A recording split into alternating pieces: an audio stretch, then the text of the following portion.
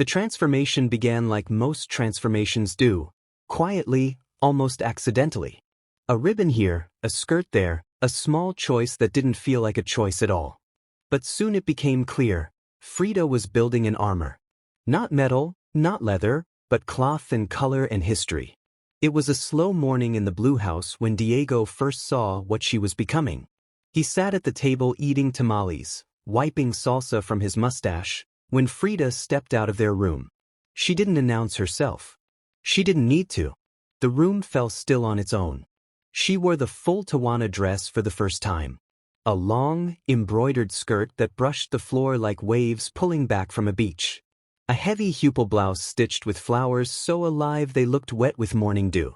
Her hair braided and wrapped with bright ribbons, a crown she had woven with her own hands. And around her neck, gold, thick, shining, unapologetic gold, pieces her ancestors would have recognized. Diego looked up and smiled, really smiled, the way he only ever smiled at murals or revolutions.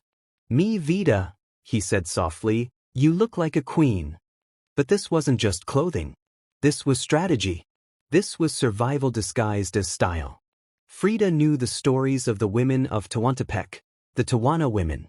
How they ran the markets, controlled the money, and could silence an entire street with one raised eyebrow. They were fierce and beautiful, powerful and delicate in equal measure. They were the kind of women who didn't ask permission to be themselves. And Frida, who had spent so many years trapped in beds and castes and plaster prisons, recognized something in them. A blueprint for freedom drawn by women who refused to be small. She knew she could borrow their strength until she could rebuild her own. But the costumes held secrets too. Secrets hidden beneath folds of cloth. The long skirts concealed the right leg that never healed properly. The special boot that lifted one side of her body. The limp that grew sharper on cold mornings. Pain lived under her clothes, but no one would know unless she told them. The flowers in her hair distracted from the scars along her spine. The large earrings drew attention away from the tiredness that lived behind her eyes. The jewelry, oh, the jewelry, was more than decoration. Gold necklaces that clinked together with each breath created a kind of shield, a small ringing barrier between her and the world. Even her hair became part of the performance. She braided cloth into it not just for beauty, but to support its weight, to hold her head high even on days when her body wanted to collapse into itself. And the most extraordinary thing happened. The world believed the performance. Collectors arrived at the Rivera home expecting to find an artist's wife. Instead, they met a woman who looked like she'd stepped straight out of a legend. Her presence filled the rooms before her words did.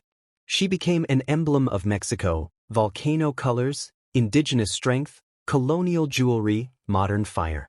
People stared at her the way they stared at Diego's murals, for too long, overwhelmed, not entirely sure what they were feeling.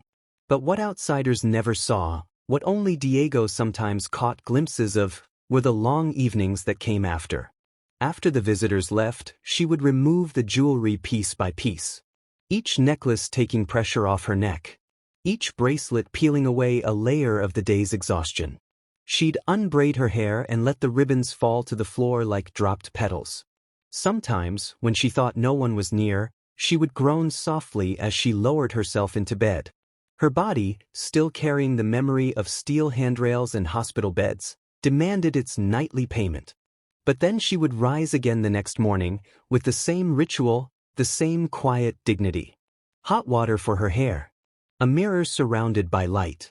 Flowers pinned carefully so they lasted through the day. She transformed again. Slowly, patiently, lovingly. The costume didn't disguise her. It revealed her. It revealed the part of her that had survived everything.